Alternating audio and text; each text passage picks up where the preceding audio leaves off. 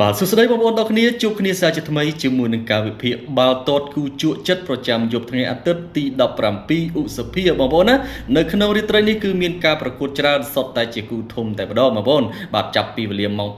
6:30នាទីល្ងាចតទៅដែលគូលេងដំបូងគេរវាងក្លឹប Man U ត្រូវប៉ះគ្នាជាមួយនឹង Nottingham Forest នៅក្នុង Old Trafford ទឹកដីរបស់ Man U បាទរាត្រីនេះតើ Man U អាចយកឈ្នះទៅលើ Forest បានដែរទេយើងនឹងធ្វើការនិយាយបន្តិចទៀតនេះបាទនៅក្នុងប្រទេសអេស្ប៉ាញគឺមានការប្រកួតធំពីរបងប្អូនណាខ្ញុំនិយាយតើគូធំមុនហើយចាំនិយាយគូទូចតាមក្រោយបងប្អូនបាទសម្រាប់គូធំមានដូចជាក្រុម Real Madrid ត្រូវប៉ះគ្នាជាមួយនឹង Sevilla នៅវេលាម៉ោង12រំលងអាធ្រាត្របាទក៏មានដូចជាការប្រកួតរវាង FC Barcelona ត្រូវបើកទ្វារបាទ Spotify Camp Nou ស្វាគមន៍ក្រុម Real Betis បាទគូនេះក៏ល្អមើលដែរបងប្អូនណារវាង Barca ជាមួយ Real Betis នេះនៅក្នុងប្រទេសបារាំងគឺមានការប្រកួតរវាងក្លឹបបាទ Paris FC ត្រូវប៉ះគ្នាជាមួយនឹង Paris Saint-Germain បងប្អូនបាទតកូ Paris ដូចគ្នាទេក្រុមទាំងពីរនេះគឺនិយាយទៅជាប់គ្នាបាទ start ជាប់គ្នាខុសគ្នាតែមួយផ្លូវទេណាបាទរំលងតែមួយផ្លូវទេបាទការប្រកួតនៅក្នុងដី Paris FC ជាមួយមើលយប់នេះ Paris មួយណាដែលជាអ្នកឈ្នះបាទហើយគូបន្តបន្សំរបស់យើងមានដូចជាក្រុម Leeds ទៅប៉ះគ្នាជាមួយនឹង Brighton Newcastle ទៅប៉ះគ្នាជាមួយនឹង West Ham ឯជាដើមបងប្អូនបាទសុទ្ធតែជាគូដែលល្អមើលហើយយើងធ្វើការនិយាយបន្តិចទៀតនេះតើក្រុមណាមានអត្ថប្រយោជន៍ទៅលើក្រុមណាណាបាទប៉ុន្តែមុនធ្វើការវិភាគចែកជូនបងប្អូនសំណូមពរបងប្អូនចូល Channel Telegram របស់ខ្ញុំបាទម្នាក់មួយទៅបាទ Channel Pizza.kh ដែលមាន link នៅក្នុង pin comment សម្រាប់ Facebook នេះបងប្អូននៅក្នុង TikTok ចូលក្នុង profile គឺមាន link នៅក្នុង bio បងប្អូនណាសម្រាប់បងប្អូន YouTube ចូលនៅក្នុង description បងប្អូន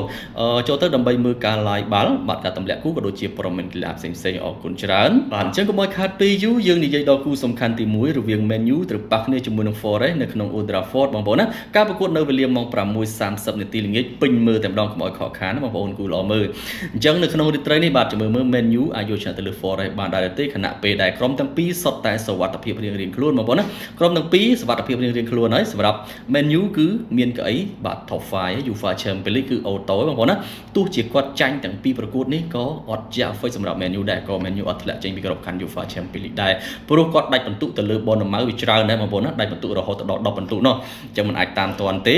ហើយសម្រាប់ Nottingham Forest ដូចគ្នាបងប្អូនណានៅលេខរៀងទី16ទោះជាគាត់ចាញ់ទាំងពីរប្រកួតក៏គាត់អត់ធ្លាក់ទៅ Championship ដែរគឺបាត់ធានាកៅអីសុវត្ថិភាពនៅក្នុង Premier League នៅរដូវកាលក្រោយហើយបាទអញ្ចឹងសម្រាប់យប់នេះគឺការប្រកួតឈៀណាការប្រកួតឈៀដូចការប្រកួតជាមួយ Sunderland អាទិត្យមុនអញ្ចឹងការប្រកួតនៅក្នុងអាទិត្យមុននោះគឺស្មើគ្នាជាមួយ Sunderland បងប្អូនថាបងប្អូនខ្លះគាត់ឆ្ងល់ថា Man U មិនក៏លេងអត់ឈ្នះ Sunderland អញ្ចឹងត្រូវដឹងថាគេមិនប្រឹងទៀតទេបងប្អូនណាសម្រាប់ Manchester United លេងលក្ខណៈធម្មតាបែបសប្បាយបាទឈៀអញ្ចឹងណាពួកគាត់បាទមានកៅអី UEFA Champions League រួចរាល់ហើយណាគាត់លេងខ្វល់ហើយបាទលេងខ្វល់ទៀតហើយសម្រាប់គ្រូបង្វឹកលោក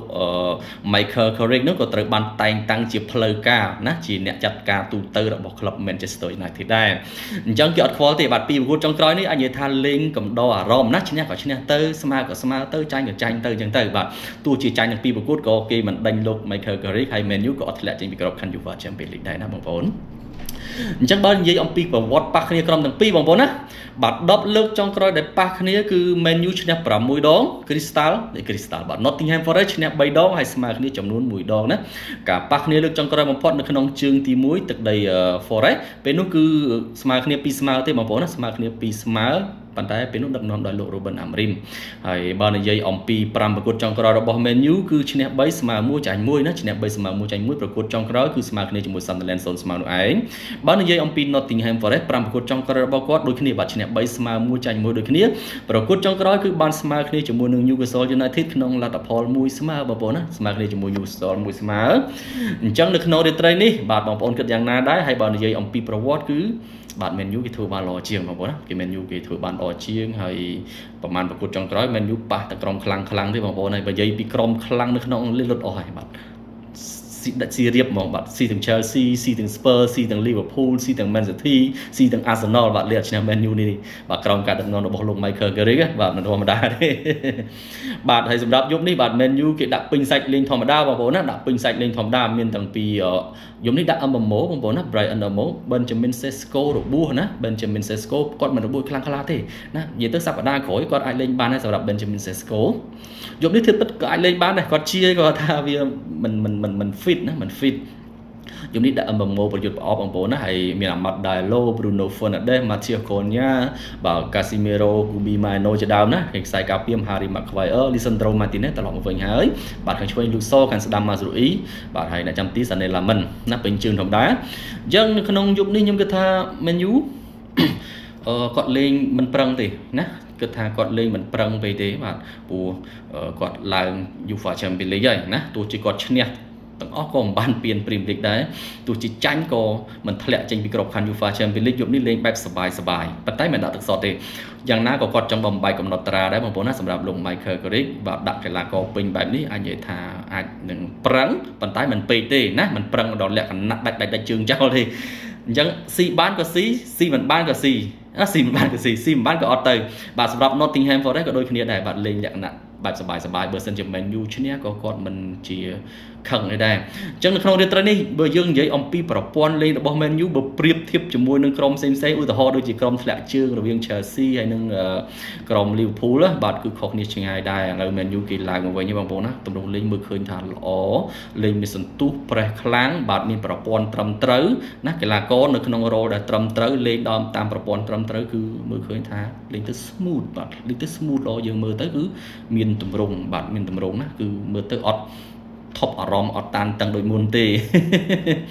បាទហើយគណៈពេលដែលបច្ចុប្បន្នMMO Cunha ហ្នឹងកំពុងតែល្អសម្រាប់ Benjamin Sesko សម្រាប់គណិតខ្ញុំបងប្អូនណាគាត់ល្អប៉ុន្តែមិនទាន់ដល់កម្រិតពេកទេបងប្អូនធ្វើឲ្យបិទតែគាត់រកបាល់គ្រាប់បាល់បាន11គ្រាប់មែនប៉ុន្តែខ្ញុំមើលឃើញថាពេលខ្លះគ្រាប់បាល់របស់គាត់ដូចជាសំណាងហ្មងបងប្អូនពេលខ្លះប៉ះពងចូលអញ្ចឹងទៅគេប៉ះសេអញ្ចឹងទៅវាចែកដុនអីមិនមែនថាគាត់ខ្សោយទេប៉ុន្តែបើប្រៀបទៅវាដូចវាស្តៀងទៅ Darwin Núñez របស់ Liverpool ស្តៀងអីចឹងណាបាទអញ្ចឹងបើតែបើកីឡាករដែលពោពេញដោយបច្ចេកទេសយើងមើលឃើញថា Momo Matheus Cunha ណាបាទ Bruno Fernandes Casemiro Kobe Mainoo នេះគឺជាចលករសំខាន់មែនទែនសម្រាប់ Man U បងប្អូនណា3-4នាក់នេះគឺគេសងតង់គ្នាល្អណាស់ខណៈពេលដែល Bruno បច្ចុប្បន្នគឺកាន់តែល្អទៅដែលធ្វើឲ្យ Man U កាន់តែល្អក្នុងការបោះបាល់ហើយបោះ Bruno បោះបាល់ស្អាតហើយបងប្អូនណា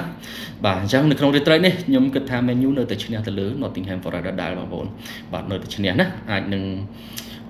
វាមិនអាចដាច់គ្រាប់តក៏ថាបានព្រោះ Man U យប់នេះតឲ្យមួយស្និតណាឬក៏មួយគ្រាប់អញ្ចឹងបងប្អូនពិចារណាទៅបាល់ហ្នឹងខ្ញុំខ្លាចតែវាឈ្នះតែគាត់អញ្ចឹងណាបាទឈ្នះ 1-0 2-1 អញ្ចឹងទៅណាបងប្អូន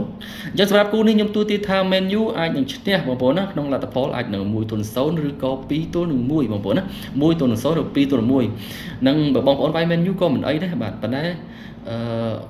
ខ្លាចតែវាស្មើក្របតអញ្ចឹងណាបងប្អូនឆ្លាញ់បែបណាបែបហ្នឹងទៅអញ្ចឹងសម្រាប់គូនេះខ្ញុំគិតថាទុកសម្រាប់មើលកំសាន្តគ្រប់ត្រូល Man U ទៅបាទបាទហើយសម្រាប់គូរវាងក្លឹបបាទបាសេនិយាយពីបាសេជាមួយ Real Betis បងប្អូនណាបាសេជាមួយ Real Betis គូទាំងពីរនេះខ្ញុំគិតថាល្អមើលបងប្អូនណាអ្វីត្បិតតែ Barcelona លើកពានក៏ដោយបាទនិយាយទៅក្រុមទាំងពីរសុវត្ថិភាពដូចគ្នាបាទទាំង Real Betis ទាំង FC Barcelona គឺសុវត្ថិភាពដូចគ្នាបងប្អូនណាគ្រាន់តែថាក្រុមទាំងពីរទាមទារឈ្នះចឹងទៅដើម្បីកិត្តិយសបាទសម្រាប់ Barcelona គាត់ត្រូវការឈ្នះនៅក្នុង Spotify Camp Nou ចឹងទៅដើម្បីបង្អួត fan អញ្ចឹងណាបងប្អូនហើយ Real Betis នោះក៏គេត្រូវការឈ្នះដែរប៉ុន្តែក្រុមទាំងពីរគឺអត់ត្រូវការឈ្នះទេនិយាយទៅ Real Betis គឺគាត់សុវត្ថិភាពហើយណាបងប្អូនស្ថិតនៅក្នុងកៅអី top 5 ហើយបាទស្ថិតនៅក្នុងកៅអី top 5 ហើយគឺគាត់ពេញបន្ទុកក្នុងក្របខ័ណ្ឌ UEFA Champions League នៅរដូវកាលក្រោយបាទ Celta Vigo មិនអាចតាមទាន់ទេបងប្អូនណាបាទមិនអាចតាមទាន់ទេព្រោះលើស7បន្ទុកនៅសល់តែ2ប្រកួតទេអញ្ចឹង Real Betis នេះគឺមានកៅអីកក់ក្ដៅ UEFA Champions League ចាញ់យប់នេះក៏មិនខ្វល់ដែរហើយសម្រាប់ Barcelona គឺគេលេខ1លើកពានរួចរាល់ហើយបាទអត់មានខ្វល់ខ្វាយអីទាំងអស់អញ្ចឹងយប់នេះការប្រកួតនេះគឺបែបឈៀសបាយណាបងប្អូនឈៀសសបាយប៉ុន្តែ Barca យប់នេះក៏តច្រើនដែរណាមួយកន្លះបាទមួយកន្លះដាច់ទៅលើ Real Betis បងប្អូនទៀតដាច់ទៅទៀតដៃបងប្អូនណាប្រយ័ត្នប្រយែងគូនេះក៏ពិបាកលេងដែរបើគាត់ថាបើសិនជាលេងខ្ញុំគិតថាបើរងដូចជាតំណងជាងបងប្អូនណាមកកន្លះយើងច្រើនដែរហើយ Real Betis នេះក៏មួយរយៈចុងក្រោយខ្លាំងណា Real Betis មួយរយៈចុងក្រោយគាត់គូសមដែរប្រកួតចុងក្រោយយកឈ្នះទៅលើ Elche 2-1ណាបើស្មើអត់ចាញ់នេះ5ប្រកួតគឺឈ្នះ3ស្មើ2ណាឈ្នះ3ស្មើ2 គាត់ឈ្នះទៅលើក្រុមរីវ៉ៃដូឈ្នះទៅលើបាទជីរ៉ូណាអីចឹងដែរបាទចឹង5គួរអត់ដែរចាញ់ទេព្រោះចុងក្រោយឈ្នះ LC ហើយបាសេគេអេមហើយបាទគេលើកពានហើយយើងទៅមិនបាច់និយាយទេ5គួរគឺឈ្នះ4ចាញ់1ណាព្រោះចុងក្រោយគឺចាញ់ទៅលើ Aves បាទចាញ់ទៅលើ Alaves ហ្នឹងបងប្អូនឆ្ងល់ទៀតឡើយហើយបាទមិនទៅចាញ់លើ Alaves ទៅព្រោះគាត់លើកពានហើយលេងលក្ខណៈគាត់លេងលក្ខណៈបែបសបាយអញ្ចឹងណាឈ្នះក៏ឈ្នះចាញ់ក៏ចាញ់អញ្ចឹងបងប្អូនបាទអញ្ចឹងយប់នេះខ្ញុំគិតថាក្រុមទាំងពីរបាសេគឺឈ្នះបងប្អូនណាគាត់ថាអាចនឹងលទ្ធផល2-1អាចលទ្ធផល2-1បងប្អូនណាអញ្ចឹងបាសេគាត់ឈ្នះ2-1អញ្ចឹងទៅសម្រាប់អ្នកលេងវិនិយោគចាំតិចទៀតចាំយើងនិយាយអញ្ចឹងខ្ញុំទូទាថាបាសេឡូណាឈ្នះក្នុងលទ្ធផល2-1អាចដាច់គ្រាប់តបងប្អូនអត់ដាច់គ្រាប់តហើយ Paris Saint-Germain បងប្អូនណា Paris Saint-Germain ជាមួយនឹង Paris SC នេះបាទ Paris ដូចជាតច្រើនគូសមបងប្អូនទៅលើ Paris SC មើលសិនបាទតមួយគ្រាប់ Paris Saint-Germain នេះក៏លើកពានរួចរាល់ដែរបងប្អូនណាអញ្ចឹងចុងរដូវកាលគឺរៀងពិបាកលេងតិចបងប្អូនណាចុងរដូវកាលគឺពិបាកលេងដោយសារអីដោយសារតែក្រុមលើកពានអស់ហើយអញ្ចឹងវាអត់សូវមានការប្រកួតប្រជែងខ្លាំងទៀតទេណាគាត់លេងលក្ខណៈធម្មតាអញ្ចឹងណា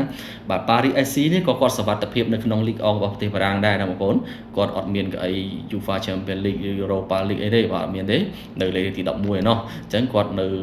លេខរៀងសុវត្ថិភាពណាលេខរៀងសុវត្ថិភាពយប់នេះលេងបែបសប្បាយប៉ុន្តែយ៉ាងណាក៏គាត់ចង់ឈ្នះទៅលើក្រុមធំដែរដូចជា Paris Saint-Germain ហើយក្រុមទាំងពីរការប៉ះគ្នាជើងទី1ដូចស្មើគ្នាខ្ញុំមើលសិនបាទខ្ញុំចង់ភ្លេចដែរកាលនោះ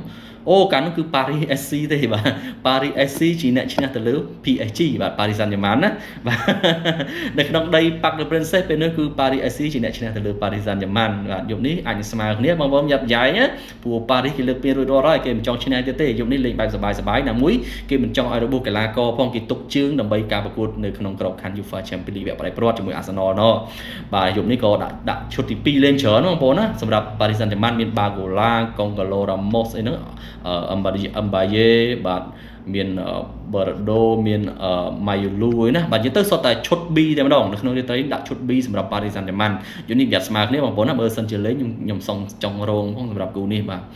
អញ្ចឹងខ្ញុំទូទាថាក្រុមទាំងពីរនឹងស្មើគ្នាក្នុងលទ្ធផលមួយស្មើបងប្អូនណាក្នុងលទ្ធផលមួយស្មើឬក៏ Paris យកឈ្នះលើ 2-1 អីហ្នឹងឯងបាទអញ្ចឹងបងប្អូនវាយអាចនឹងហានិភ័យបន្តិចបងប្អូនណាអាចនឹងស្មើគ្រាប់តអញ្ចឹងទៅហើយពូគាត់វាអស់ភារកិច្ចបងប្អូនណាបាល់ចង់រដូវកាលវាពិបាកអញ្ចឹងវាអត់ដូចដើមរដូវកាលពាក់កណ្ដាលរដូវកាលទេក្រុមដែលលើកពានហើយយើងមិនដឹងវាស្មានចិត្តអត់ត្រូវបងប្អូនដូចអញ្ចឹងនឹងនិយាយថាម៉េចអញ្ចឹងក្រុមទាំងពីរខ្ញុំទូទាថាស្មើគ្នាបងប្អូនណាបាទហើយសម្រាប់ Real Madrid បាទជាមួយ Sevilla Real Madrid ជាមួយ Sevilla Sevilla ធ្លាក់ជើងយើងមិនបាច់និយាយទេព្រោះ Real ចង់ស៊ីគឺស៊ីបាទ Sevilla ធ្លាក់ជើងចង្ងំបាទ Sevilla បច្ចុប្បន្ននៅលេខរៀងទី12ណា12និយាយទៅក៏សុវត្ថិភាពដែរគាត់មិនធ្លាក់ទៅលេខទី2ទេគាត់ថាគាត់ធ្លាក់ជើងបើដល់ការមុនគាត់នៅលេខរៀងល្អលេខរៀងទី5ទី6ទី7អីចឹងណាបាទប៉ុន្តែដល់ធ្លាក់លេខរៀងទី12ឯណោះបាទ Sevilla ធ្លាក់ជើងបាទ Real Madrid គឺអស់ឱកាសអត់មានធ្វើអីទៅធ្វើទៀតទេបាទយប់នេះគឺប្រកួតបែបឈៀសប្បាយជាមួយ Sevilla អញ្ចឹងយប់នេះគិតថា Real ឈ្នះបងប្អូនណាព្រោះគាត់ក៏វាបាក់មុខបាក់មាត់ច្រើនដែរវាត្រូវតែស្ដារកិត្តិយសឲ្យត្រឡប់មកវិញដែរណាបាទស្ដារកិត្តិយសដើម្បីកុំឲ្យចាញ់ចឹងទៅវាអាម៉ាស់មុខជាមួយ fan ច្រើនពេកបាទព្រោះកំពុងតែមានរឿងគេរិះគន់ច្រើនតាក់ទងនឹងការប្រេះឆាក្នុងផ្ទៃក្នុងហ្នឹងបាទអញ្ចឹងយប់នេះគឺថា Real ឈ្នះបងប្អូនណាទៅលើ Sevilla ក្នុងលទ្ធផល2-0ណាបងប្អូន2-0សម្រាប់ Real Madrid បងប្អូនវាយ Real ក៏មិនអីដែរបាទគាត់ថាតច្រើនតតិចមែនបាទ Real ត Sevilla តា0.25តិចស្មើទៅបងប្អូនReal មិនតតិចមែនទៅលើ Sevilla គ្នាធ្លាក់ជើងចឹងងាប់អីបើដោយសារតែបើចង់រដូវកាលអញ្ចឹងគ្រាប់តនេះអត់ស្រួលទេបងប្អូនណា0.25ហ្នឹងប៉ុន្តែខ្ញុំនៅតែគិតថា Real ឈ្នះថាវាមិនដើរ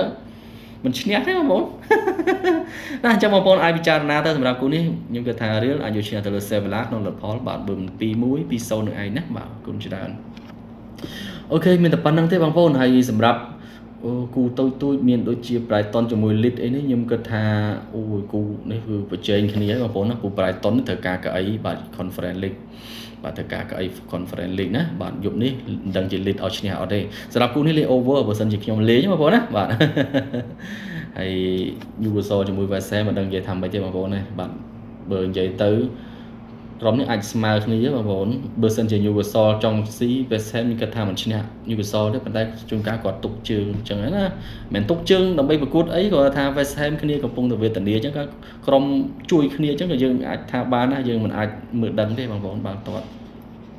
អូខេមានតែប៉ុណ្្នឹងបងប្អូនបាទជួនជាតម្រុយបាល់3គូសម្រាប់យប់នេះតែម្ដងទៅបាទ3គូសម្រាប់យប់ថ្ងៃអាទិត្យណាបងប្អូនថ្ងៃអាទិត្យទី17ឧសភាណាខ្ញុំមើលឃើញ3គូគូទី1ខ្ញុំមើលឃើញថាលេងរវាង Leeds បាទ Leeds ជាមួយនឹង Brighton លេង over 2កន្លះបងប្អូនណាបាទ over 2កន្លះបាទរវាង Leeds ជាមួយនឹង Brighton គូទី2គឺវាយ Everton បាទ Everton យប់នេះក៏ត្រូវការឈ្នះដែរដើម្បីប្រជែងពានបាទប្រជែងកៅអីបាទប្រជែងកៅអី Conference League បងប្អូនណាព្រោះ Brighton Brentford Chelsea Everton នេះបន្ទុករបស់ពួកគាត់គឺបាក់បាយគ្នាទេលើសគ្នាតែបន្តិចតួចទេណាបងប្អូនពី3បន្ទុកទេអញ្ចឹង Everton យប់នេះក៏ត្រូវការឈ្នះដែរអញ្ចឹងយប់នេះខ្ញុំគិតថាវាយ Everton គឺទំនងបងប្អូនណាវាយ Everton ទំនងបាទគូទី3គឺ under Barcelona បាទដៃលេង under យប់នេះសុំ under Barcelona មួយបាទ3កន្លះបូក4បាទ under 3កន្លះបូក4ណា under គូសមដែរបាទ over 3កន្លះបូក4ណាអញ្ចឹង Barcelona នេះ under 3កន្លះបូក4បងប្អូនណាយកក្របតិចនិយាយទៅយកក្របតិចបាទអត់ទៅក្រុម4គ្រាប់យើងហ៎បាទអញ្ចឹង under Barcelona 3កន្លះ4បាទវាយ Everton កន្លះដាច់ហើយនឹង over Leeds United បងប្អូនណាវាយ over Leeds United over 2កន្លះដាច់បាទអរគុណច្រើនសម្រាប់ការតាមដានហើយកុំភ្លេចចូល channel Telegram របស់ខ្ញុំបាទពិសិដ្ឋ KX ដើម្បីមើលការ live បាល់ការទម្លាក់គូដូចជាព័ត៌មានកីឡាផ្សេងៗបងប្អូន link មាននៅក្នុង pin comment សម្រាប់ Facebook បងប្អូននៅក្នុង TikTok ចូលក្នុង profile គឺមាន link នៅក្នុង video បងប្អូន YouTube មាននៅក្នុង description អរគុណច្រើនសូមគោរពលា